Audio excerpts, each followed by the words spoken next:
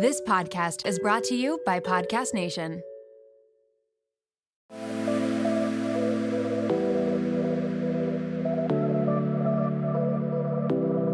Welcome to Nirvana Sisters podcast, where we take the intimidation out of well-being and beauty to help you achieve your highest state, your nirvana. We are sisters-in-law and your hosts. I'm Amy Sherman. And I'm Katie Chandler. So let's get into some real conversation.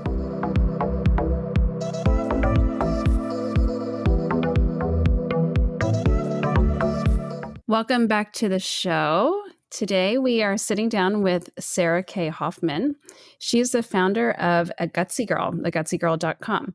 It's an online community geared towards women who are looking for reasonable approaches for healing IBS, IBD, SIBO, and all things gut focused.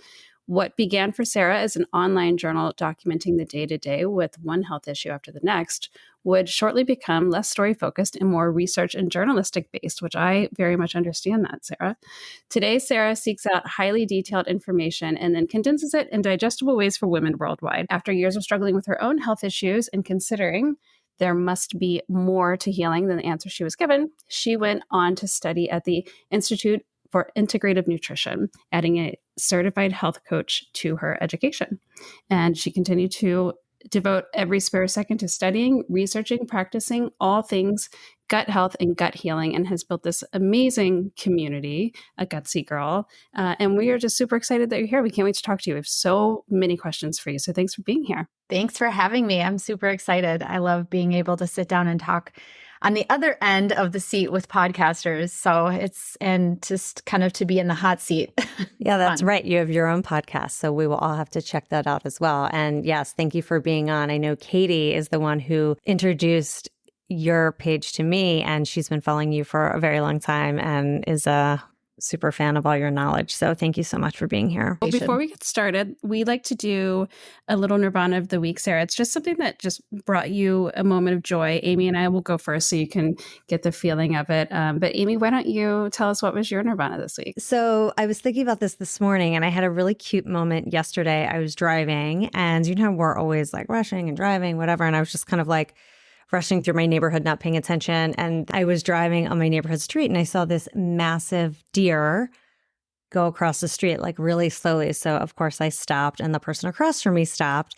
And it was like this massive mama deer walking across the street really slowly. And then like 2 seconds later, there was this little baby deer. It was the cutest thing. It was so small. I don't think I've ever seen a deer that small. This little baby deer just like walking across this street, kind of like, not even so, just kind of like bouncing around, like a little toddler or something, walking across the street. And the mom was just like waiting on the other side. And then she got to the other side, and the mom like looked at her like we would do with our kids, just like making sure she was okay. And then off they went. But it was just so sweet when you see nature like that. And it's like we all stopped, all the cars, like my car, the car across from me, we all just like watched them and took that moment. It was just a nice little smile on my face. So I really appreciated seeing that. It was very sweet to see other moms doing their thing. So that was mine. What about you, Katie? We have deer in our backyard all the time, which has actually brought me not a ton of Nirvana because my dog had a tick yesterday from it. So that's okay. Ooh, yeah. Not in the backyard, but out in nature. Much better. I think mine was yesterday with Reese. I have two girls, Sarah. I have an almost 10-year-old and a 5-year-old, and we just had some good snuggles last night. We both had really busy days, and I took her to the dentist, and I was running all day. She was running all day. And we just got in bed and watched the other half of E.T. We watched this weekend, and we watched it together. I haven't watched it since I was a kid, so it was kind of fun to watch with her, but it was just some good snuggles. What about you, Sarah? I love those. Those are so awesome. And I love this question too. It's such a peaceful and calm question. Mm-hmm. I have two girls too, about similar in age. We have a 7, 8, and 9-year-old. So I have two girls and a boy. It's busy. I don't have too many Nirvana moments with them. But I would say, so I was listening to yours, and I'm just taking myself to a really peaceful moment. And it was this morning, actually. So a few years ago, about the time when my dad passed away, I started really like getting into succulents and caring for them. And keeping them alive because they're always on the list of the easiest plants to take care of, but they're not, especially when you live in Minnesota, because this is not the desert, obviously. But so I have been spending the last few years really taking care of them. And so I have now brought them into my house in the winter and I put them under lights. And then in the spring and summer, I bring them outside. Well, my collection has just really blossomed. I have so many pots of succulents out on our deck. And it was just the most beautiful morning overlooking the lake in Minnesota today. So I went outside and I just sat there and stared at my succulents and watched the water, just like the sun glisten off of the water over my succulents. It was so peaceful. Oh, I just that sat sounds there for lovely. like 10 minutes, enjoying the fruits of my labor with the succulents and I love the sun. succulents. You'll have to send us a picture. I need to see what they look like so I can get some inspiration. I used to have some and now they're no longer in as good health as yours, clearly. But that sounds so beautiful. That sounds very peaceful. It sounds like a great way to start the day. All right, well, let's kick this off because we have a lot of questions for you. I think first, if you could just give our community a little bit of an insight into the Gutsy Girl community, that would be great. Yeah, so I actually started the Gutsy Girl community way back when I think it was 2012 when I bought a gutsygirl.com. And at the time, and there's a reason I'm saying this first, but at the time, I created the brand and the community because I wanted to connect with women who were not only dealing with IBS and or IBD as I was. In 2008 was diagnosed with colitis, and then 2014 was diagnosed with SIBO, and I've been diagnosed with all the things. But also during that time around 2012, I was dealing with another super gutsy issue that many women also who have IBS and or IBD deal with, which is infertility. And so it was just this time in my life when I thought, I'm going to just be really bold and brave and talk about this and form a community because I didn't really have one. Like my offline, there wasn't really one. So I wanted one, and I wanted a space to be able to share and to talk about both the physical and the emotional challenges that I was dealing with. And so I created this community, and over time, it really has shifted and changed. I think partly because that's just the way that websites go typically, but also because I became less focused on the infertility part of it. I will still talk about it sometimes, just not as often. And I got really hyper focused on IBS and IBD because I do a lot of plays on words, but I noticed that they were these stinky topics that people in general did not want to talk about, but especially women.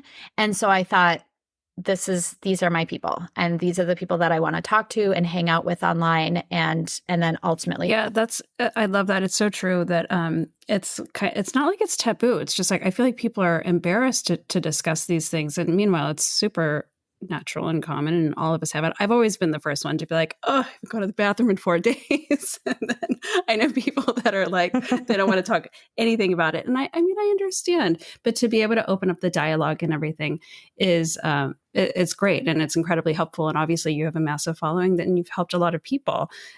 So that's why you have created it. And why your community of people, they're coming to you because you find that they are dealing with similar experiences, having a challenging time getting a diagnosis and sorting out how to heal their symptoms. Are those the things that you help them with?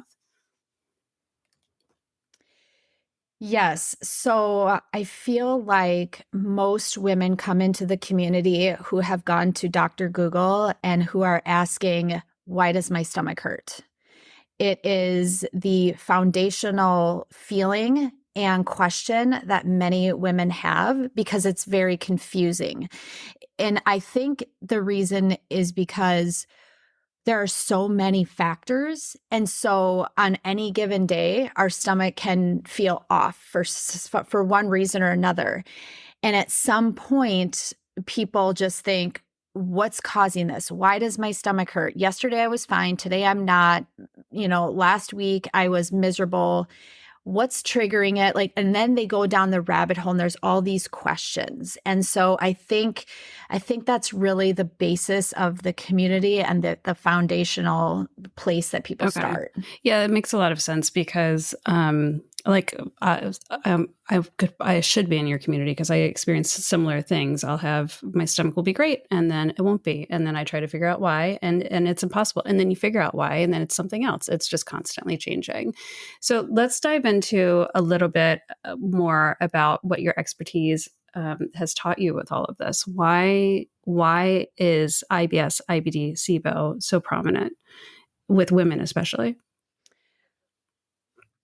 Well, I think there's a lot of reasons for this. And to be very clear, so IBS is irritable bowel syndrome.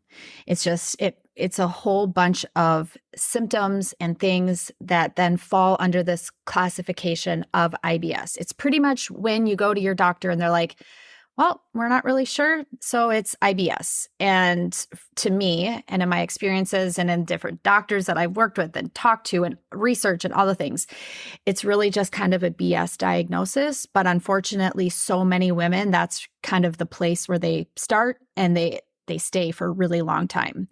Then there's IBD, which of course is inflammatory bowel disease, which is very severe. It's a diagnostic. It's, it's all the things. And I would say I tend to focus a little bit less there because it is so severe. And a lot of women, not a lot, women who have IBS can also have IBD, but they haven't gotten to that place yet, right? So it's almost like a futuristic thing that I'm trying to help women get to faster if that's really what the problem is. And then SIBO just falls underneath the IBS category. So SIBO stands for small intestinal bacterial overgrowth. And it's a huge, I'm sure you guys have seen it online, but it's a huge explosion of conversation because more and more women are being diagnosed with it. It's the diagnosis that you have been to your doctor, your gastroenterologist, your whatever, over and over and over, and they said it's just IBS, and turns out it's really SIBO. And so those are like, there's so many different terms, right? There's so many different things that people fall under, but that's where it's also very confusing because when we come into any one of these, there are multiple symptoms. And you can have these symptoms on any given day, but that doesn't mean that you have colitis or Crohn's or celiac. Doesn't necessarily mean that, but it can.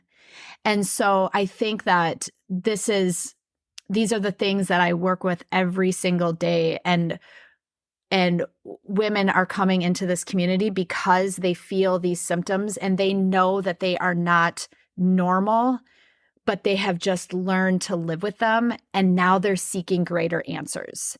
I will say that in my research as well, we talk about women come into the community and they're either more on the constipation, I can't go to the bathroom spectrum, or they're diarrhea.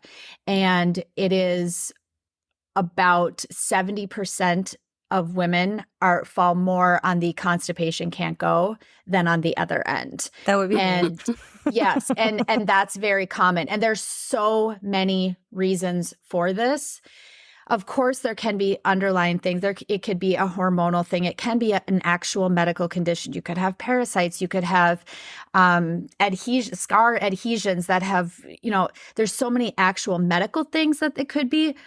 But honestly, what I find more often than not is it's a lifestyle component. So it's the stress. It's the lack of exercise or too much exercise. It is the diet. There's so many factors that play into it. And see right here, I've just described how many different things. And this is why it's so confusing. Because you're like, oh my gosh, I don't even know where to start. Okay, now I'm done. Or yeah, and I would think it's hard too, because, it's very different, right? For every single person. Also, I would imagine the regular sort of traditional gastroenterologist type doctor would probably just like put you on some sort of medicine and like call it a day, which we talk about a lot on the show of like going further and figuring out what else you can do before like going on some crazy medicine or doing, so it's also like, who do you even, the fact that your community exists is amazing. And then it's like, there's got to be other ways to treat other than just like taking some hardcore medicine by like, more integrative type wellness care, I would imagine. Yeah. So, and I think that's one reason why I'm able to connect with the community so well is because that was my exact story. When I was first diagnosed in 2008, it was through traditional Western medicine and a gastroenterologist, which on the one hand, you're so grateful because they are able to do some of those more invasive procedures and testing, and insurance can help, to help get you to those answers. But unfortunately, not once was I ever mentioned anything about the way I was living and the factors in my life. And instead, they gave me Canasa, which is a suppository, and it made me worse. And it was at that point that I was like, okay, this isn't adding up, because I got worse. And I remember a specific day, it will never leave my mind. I was so distended and so bloated. I could not breathe. I was absolutely miserable. And I called my gastroenterologist and he said, okay, yep, come in. I'm going to check you out, whatever. So he looked at me and he said, oh, wow, you are so distended. The answer is you're going to go down to the Walgreens and you are going to get a bottle of magnesium citrate. It was red, by the way, that big red, thick, gooey liquid bottle. And you're going to drink the whole bottle. Oh my God. And it's going to take care of the problem. And lo and behold, I went. I did exactly what he said. At this time in my life, I didn't care. I didn't know any better. And it worked. And everything went through me. And I was like, but I was miserable. I mean, I was miserable. I was sick. Like, you hear about all the jokes about the laxatives. Yep, that was me. That was me on that day. But I was like, there just has to be more. And I refuse to live the rest of my life like this. Yeah, Thank God. It's amazing how it can be something so complex, and then also, but like something so simple, like taking magnesium citrate can help you in that moment. But the thing is that these are not long-term fixes. So what is it that you did to adjust and to get to where you are now? Because from what I see on your site and what I've heard on your podcast is that you feel great. You're really healthy. You've gotten your gut under control and you're helping others do it. What are, for our listeners that are struggling with this, maybe we could just throw out some like high level tips that could help them get on their way.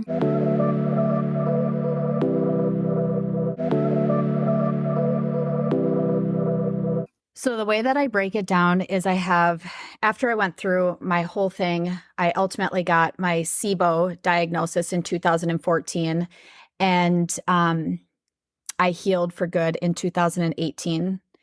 And then I'm just playing out the rest of my story before I give you these. So it makes sense. Yeah. So I healed for good in 2018. Between 2014 and 2018, I relapsed from SIBO 4 times. I have taken all the antibiotics, all the supplements. I've done every last protocol that you can think of from a dietary and medical standpoint. And what ended up happening in 2018 was that I finally figured out how important that stuff was important, but the lifestyle component was.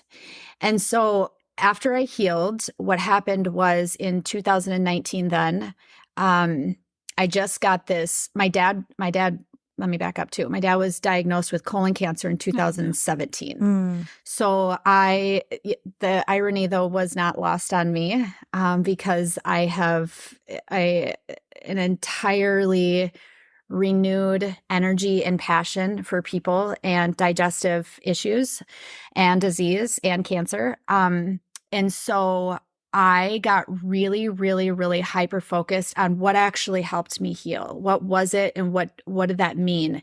And out of that derived my 3 pillars for ultimate gut healing. And the first 2 are definitely in order. And the third one is you kind of have to start working on it right away, but it's diagnosis, diet, and lifestyle. So without the appropriate diagnosis, which for me was the SIBO. I went years and years and years of being told it's just IBS and then colitis and then this. Yes, those were contributing factors, but what was my bottleneck making me the most miserable was the SIBO. So I had to get to that diagnosis. You have got to have an appropriate diagnosis, because if you don't, it's like you're constantly playing the guessing game. You're constantly just going to be analyzing symptoms and trying to figure out which symptoms fall in line with what gut health problem, right? So diagnosis. The second one is diet.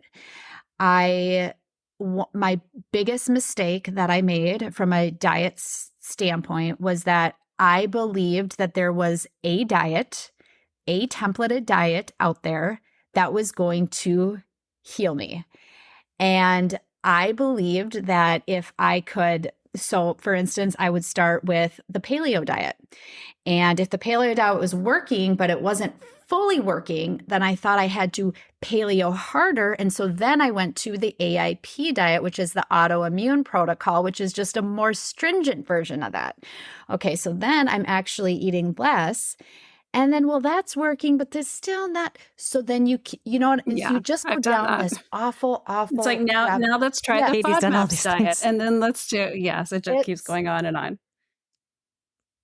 Right. And so I had to learn the very hard way that there was no such thing as the perfect diet for me. And the only diet that would work for me was the one that I would create based on my diagnosis and what my body was telling me. And I did this through meticulous food journaling and listening to my body. We know,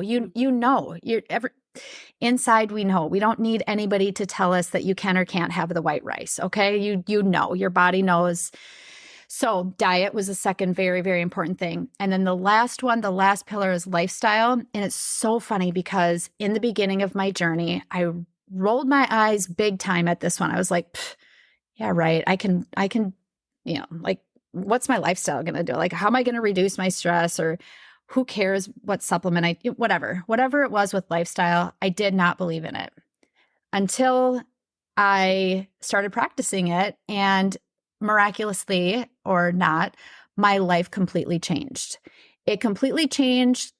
I think the first time I ever realized it was, so when I was on my healing journey and really stressed and really bloated, for a lot of women, the first thing they think is exercise more. If I go run, it's going to reduce my stress.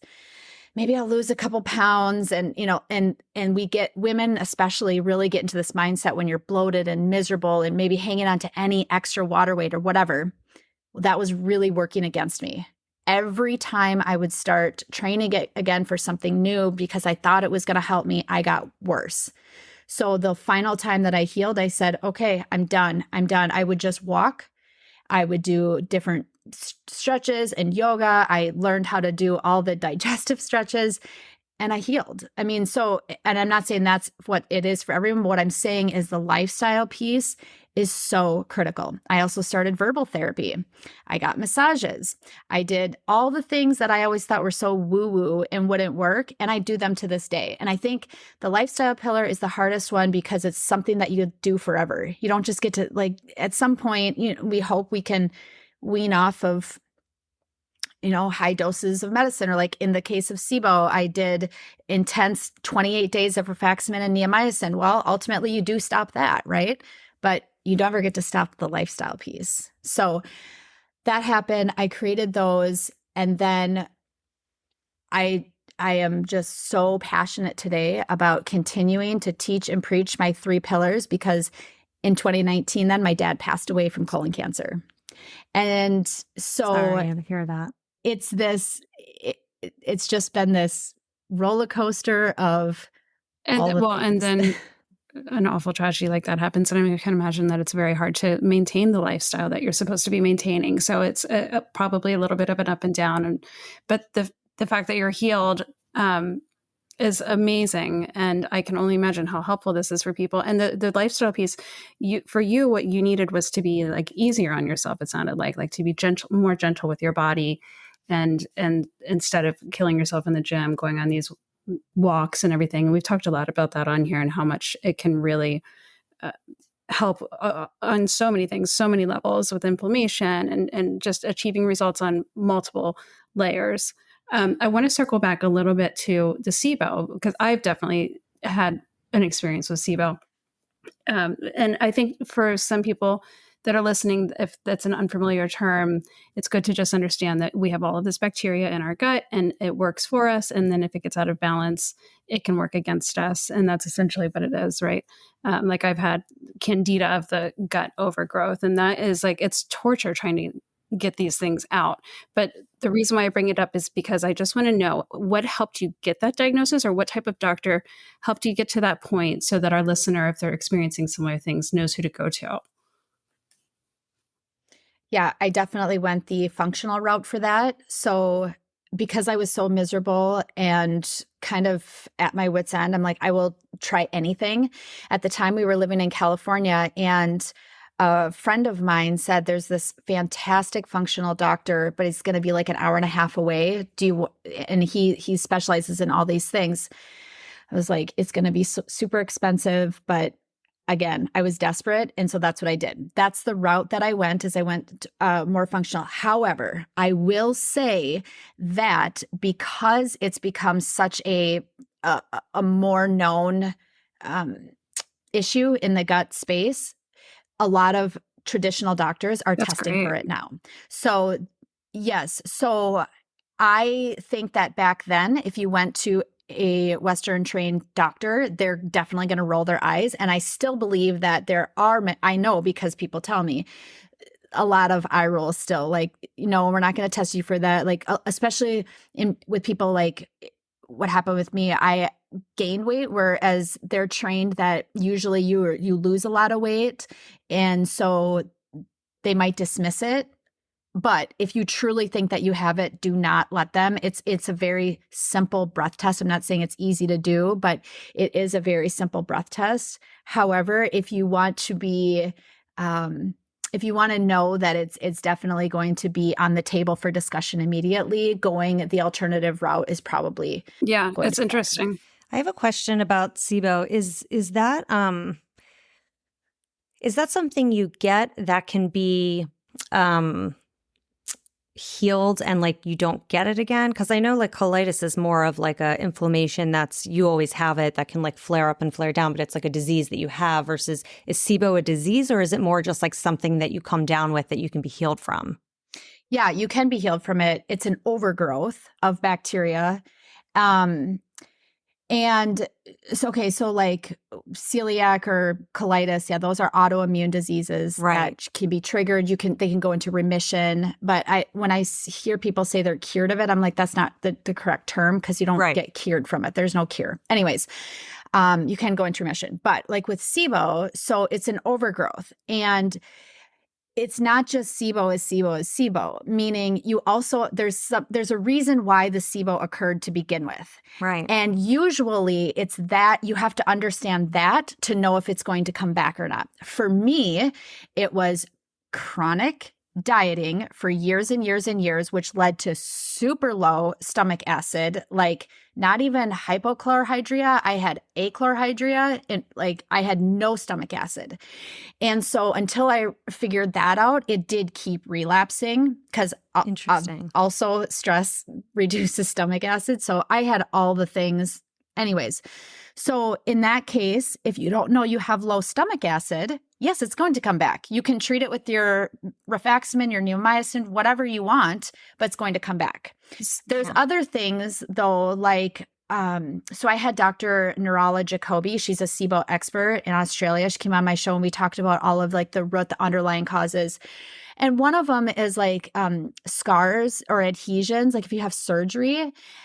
And in that case, I mean, they heal over time, yes, but I think it would almost, it seems like it could reoccur easier, because like you're never really going to get rid of them, right?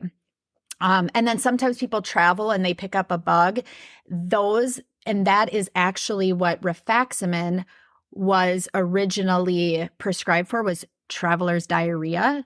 And so with a case like that, I feel like that is a little bit easier to overcome, because that was like a one-time thing. So it really depends on why it occurred to begin with.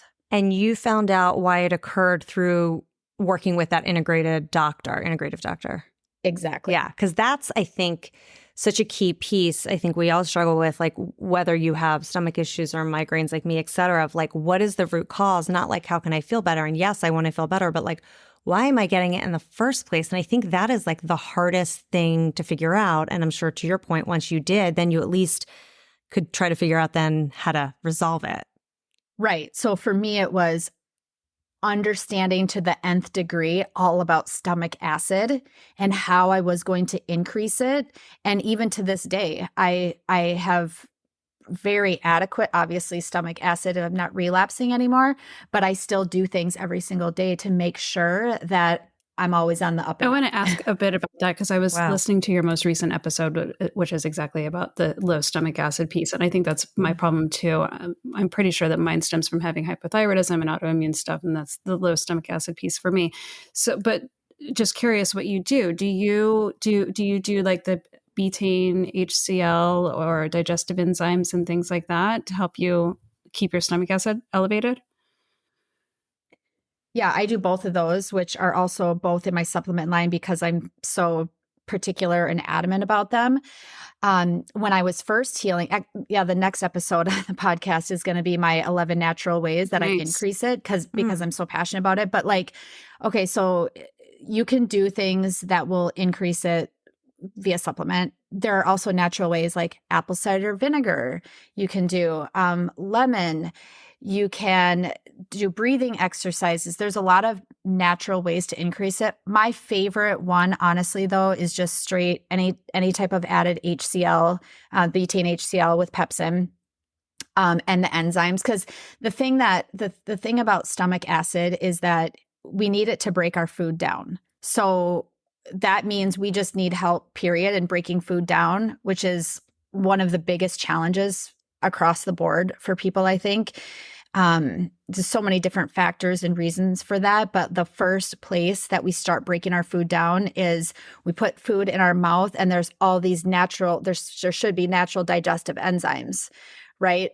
But even there, the digestive process gets off for people. And so having a really high quality digestive enzyme or mine has the HCl a little bit added right to it. So it's kind of like an all-in-one, will really help the food break down so that it's easier from a stomach acid standpoint. It's easier for everything to just digest. And for us, ultimately, the goal is to absorb the nutrients, right? And so, and our nutrients, 90% of nutrients are absorbed in the small intestine, which is why when you have SIBO, it's a small intestinal issue, you have so many problems with digestion, and then also weight, because you're not absorbing them, you're not doing it right, whatever. There's so many different scenarios, I guess.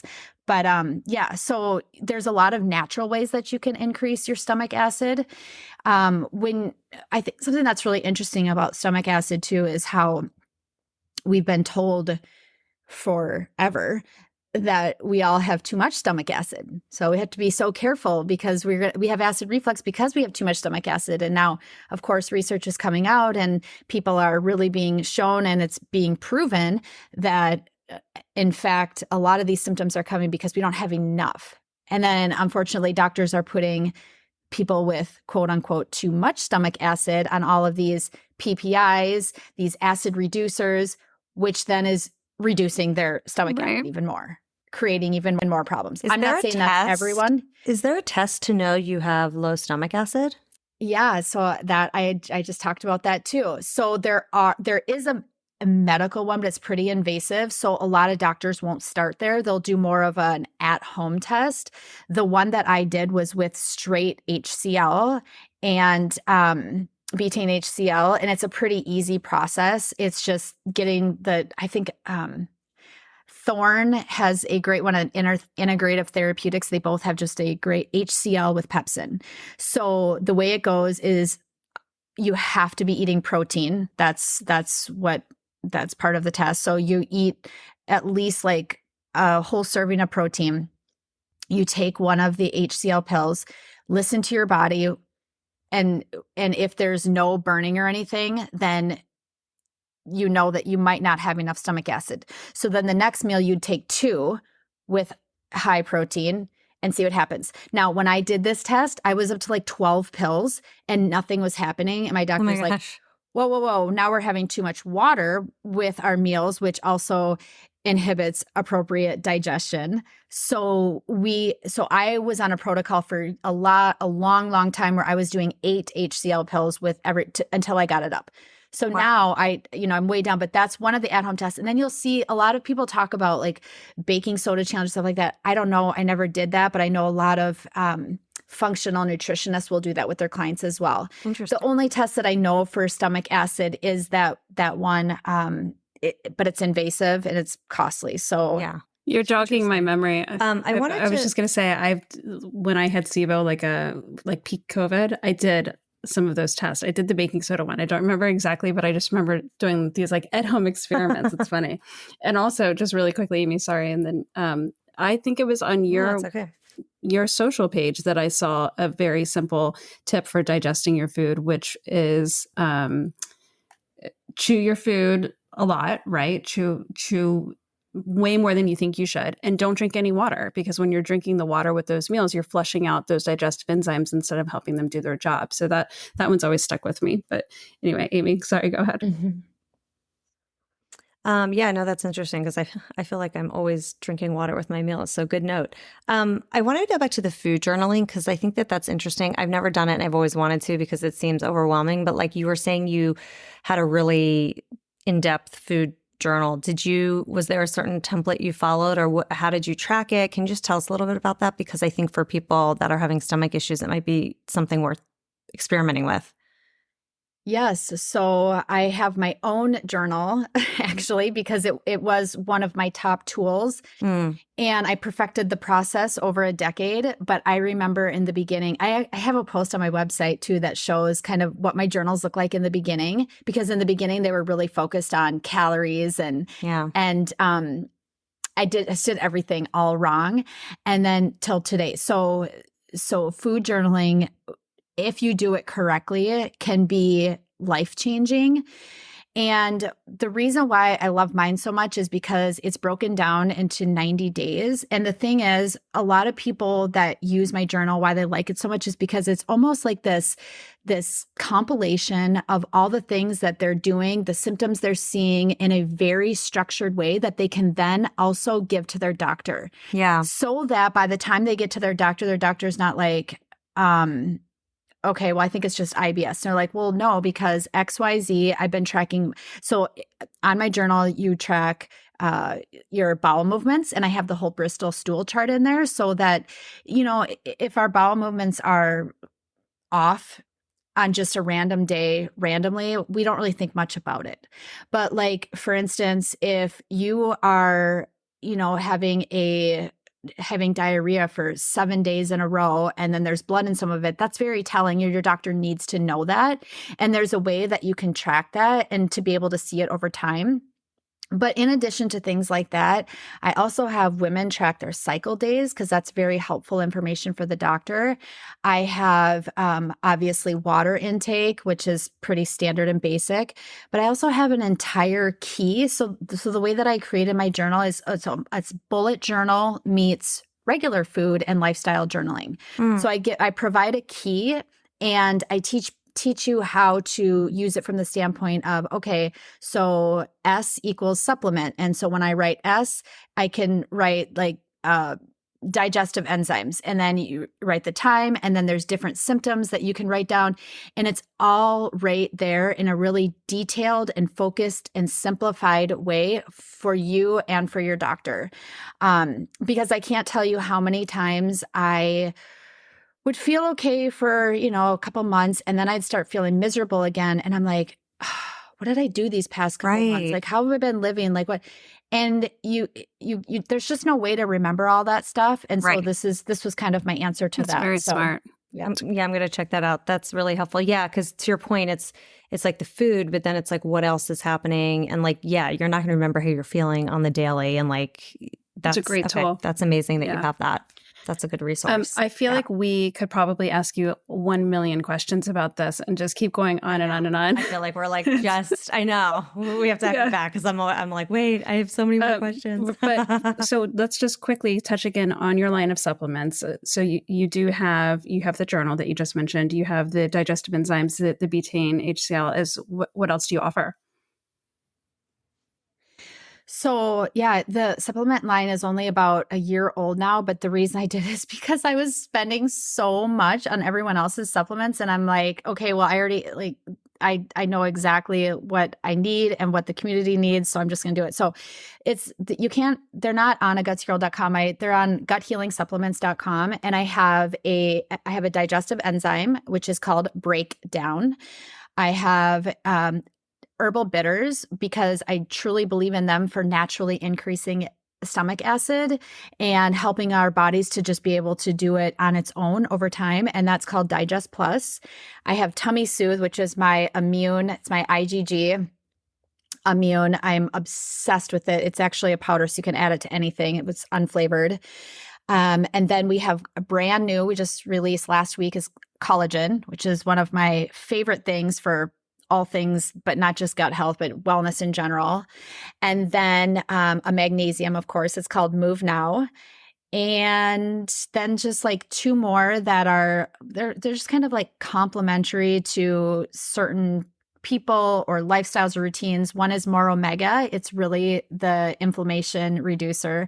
It's a 1-to-1 ratio of DHA and EPA. So a lot of women love that one too. I don't miss a day with that one because, inflammation. And then the other one would just be my multivitamin. It's called Nourish Plus. Congratulations. That's amazing to have that line and offer all of it. What is your favorite type of magnesium? What is your magnesium? Is it glycinate, citrate? What do you use? Yep. It's glycinate. So, and I think people are always surprised that I didn't use citrate, but honestly, that's really for emergency uses. It's explosive and I don't want that. I have magnesium in the glycinate form and you take it at night because the idea is that it promotes better sleep, which is foundational for my lifestyle pillar, but also more gentle as far as then your bowel movements the next day. And I absolutely love that. Our whole family takes it. I love magnesium glycinate. By the way, I will say, because this is one of my top questions people ask me all the time, why don't you have a probiotic? And I will tell you why. The reason I don't have a probiotic is because I have always used the Just Thrive one, and I saw no reason to create one. The reason is because I still believe at the end of the day that probiotics are very subjective, and I really educate people on strains and species and understanding what can work for you. And for me to create a probiotic was like, I felt like it was doing a disservice to people because I never want people to feel worse. So, and sometimes, I swear by the Just Thrive one, but it's not for everyone. And I don't believe that there is one probiotic that's just like for everyone. Yeah, no they matter can backfire. What. So you take yours every day, but that's what works for you. It doesn't work for everybody. It's not that a probiotic doesn't work for everybody. It's which one and which strains and species you're using might not. And also if you have SIBO, when I was in the thick of SIBO and I was in massive flare mode, I didn't take a probiotic either. Yeah, that's interesting. If you're constipated, should you be taking a probiotic?